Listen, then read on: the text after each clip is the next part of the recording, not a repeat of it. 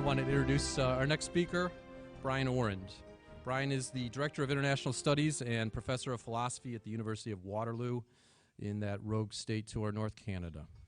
His PhD is from Columbia University, and his research and speaking efforts concentrate on three areas: the ethics of war and peace, human rights, and happiness.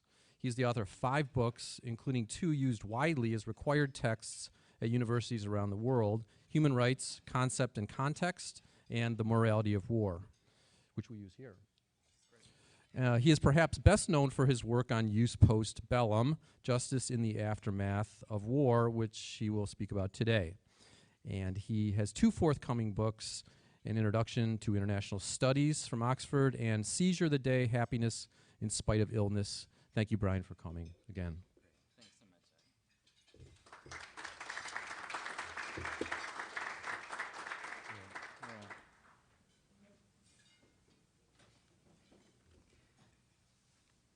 Well, thank you so much, Ed. Thanks to everyone here at the Naval Academy, Jacqueline, Marge, George, for inviting me. It's a thrilling conference to be at. You know, this is one of these conferences that people are still going to remember and talk about, 5 or 10 years from now. Now, the subtitle, or the title of the conference is, well, War Making, War Ethics in the Past 10 Years. And there have been so many changes, so many interesting things happening in connection with wartime ethics in the past 10 years, and lots of people have discussed them, right? Asymmetrical warfare, torture, interrogation, drones, cyber war. Another thing that has kind of happened in the last 10 years, something very close to my heart, is that the subject of Jus Post Bellum at least makes the radar screen now, right? And of course, Jus Post Bellum refers to justice after war, justice in post-war situations. So I'm a just war theorist, inspired by Kant and Michael, John Rawls as well. And I'm a just war theorist even in spite of the fact that when I was in grad school, there's a very famous British philosopher who came to campus, and he asked me what I did, and I told him I work on just war theory. And he looked at me in total horror, and he said, "Surely you realize that is the very last refuge of scoundrels." And I was taken aback and wasn't expecting that. And so I said, "Well, I guess that makes me a scoundrel then." And he said, and he snorted. He literally snorted, and he said, "Indeed." And then he just walked away. But I persevered. I was in good company, right? I was in good company. I persevered. And essentially what I go around doing now is telling anyone who will listen that we need a new Geneva Convention.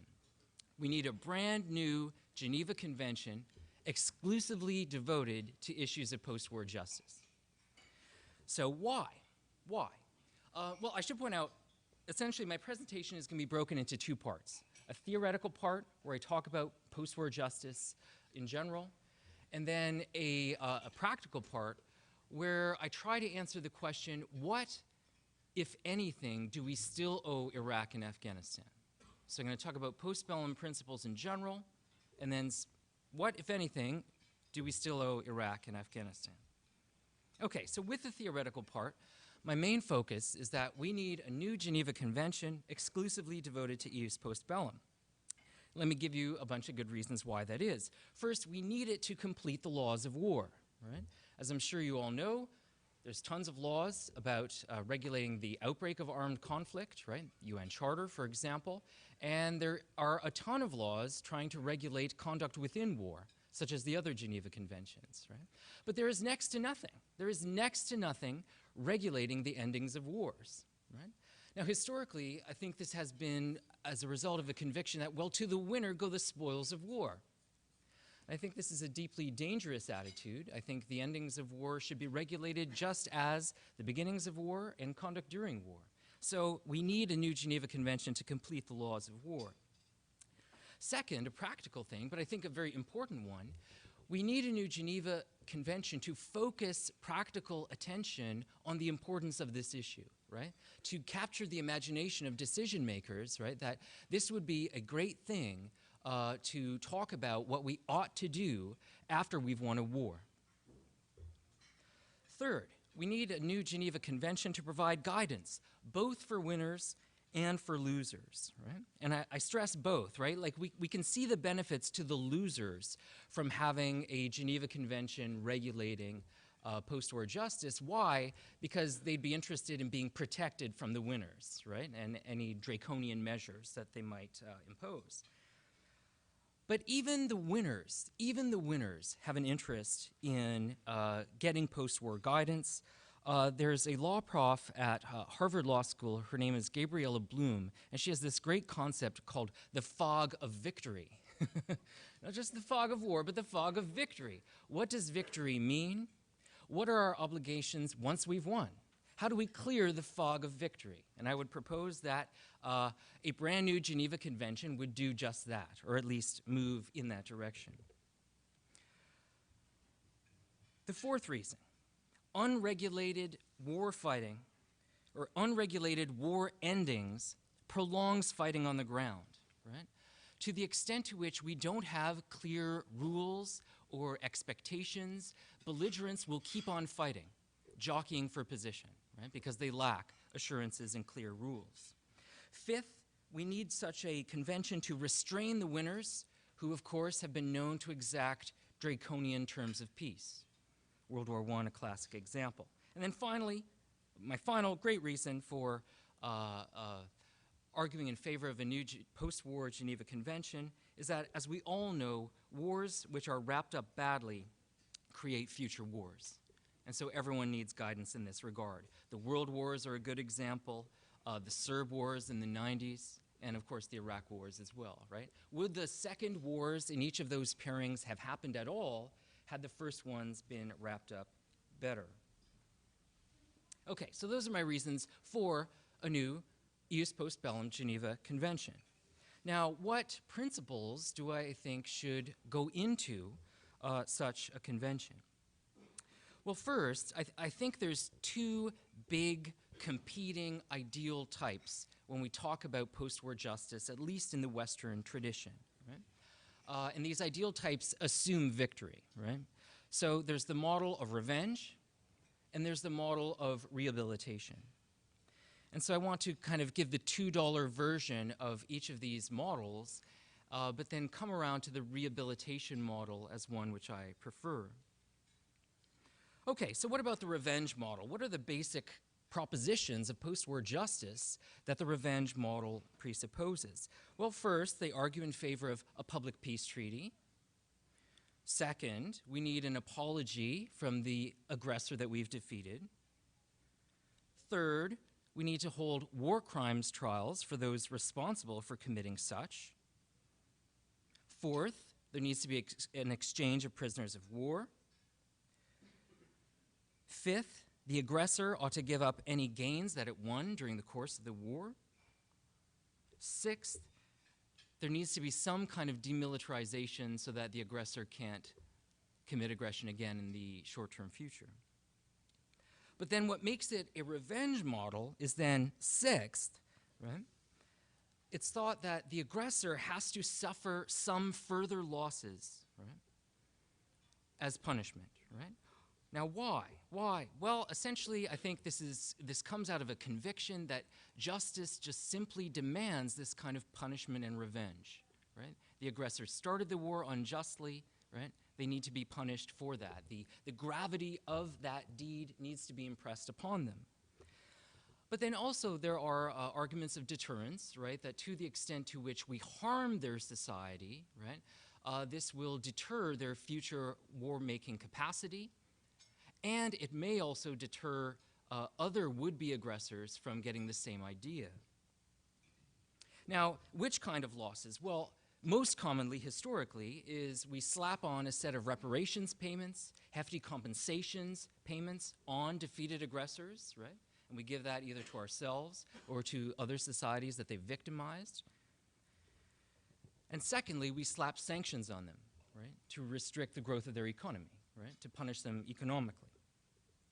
And then essentially that's it, right? The revenge model says that's it, that's post-war justice. Let's levy those principles upon them, and then get out.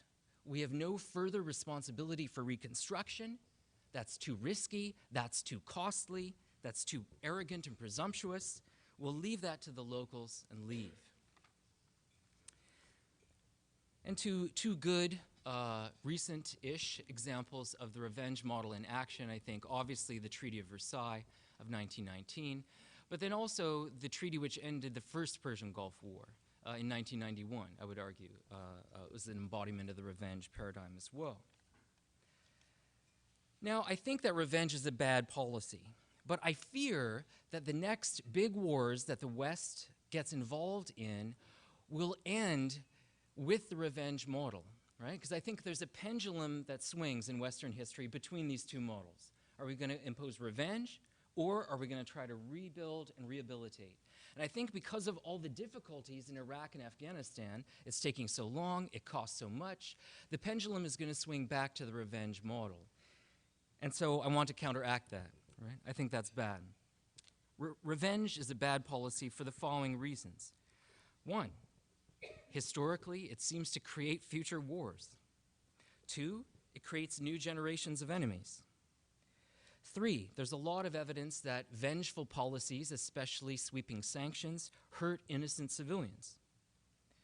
Four, I don't believe that justice demands revenge.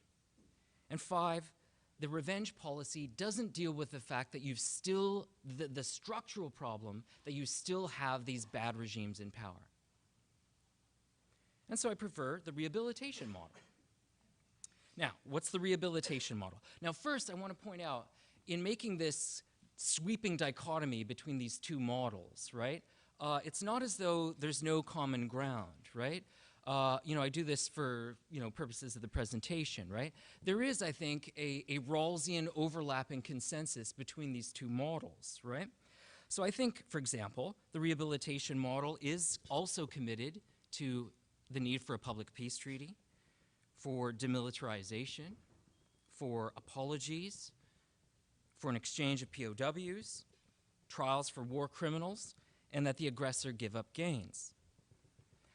The differences are in three big things, right, between these two models, these two ideal types. First, the difference on sanctions. Rehabilitators say, no way, there's a lot of evidence that they punish innocent civilians. That violates just war principles. Right?